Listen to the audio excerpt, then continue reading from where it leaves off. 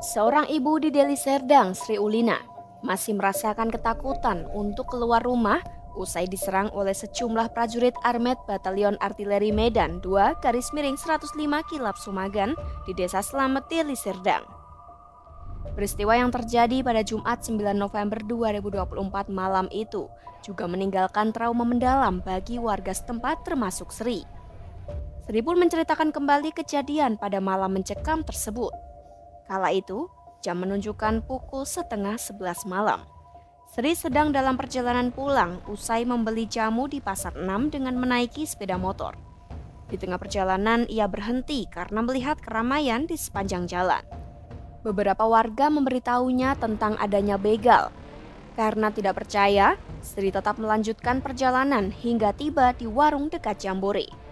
Tiba-tiba ia mendengar suara teriakan dari sekelompok orang yang mengendarai sepeda motor dengan suara knalpot bising. Awalnya Sri mengira mereka geng motor, namun kemudian ia tahu bahwa mereka adalah prajurit Armet.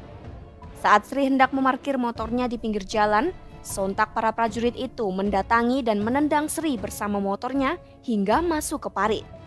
Akibatnya Sri mengalami luka-luka di bagian tangan, paha, dan perutnya. Sejumlah prajurit Armet itu dilaporkan membawa senjata tajam dan benda tumpul serta melakukan penganiayaan terhadap setiap pria yang ada di lokasi. Bahkan mereka secara brutal masuk ke rumah warga dan menganiaya beberapa orang.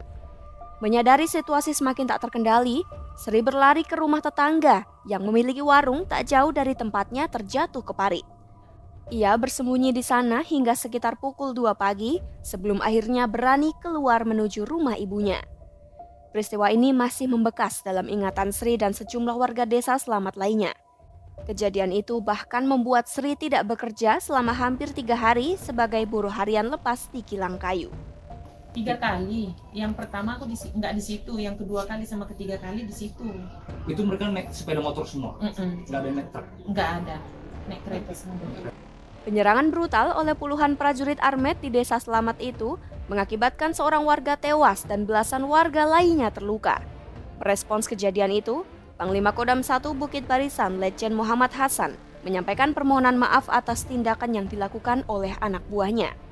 Permohonan maaf ini disampaikan Hasan saat mengikuti acara pemakaman korban meninggal di Jambur, Desa Slamet, Minggu 10 Oktober 2024.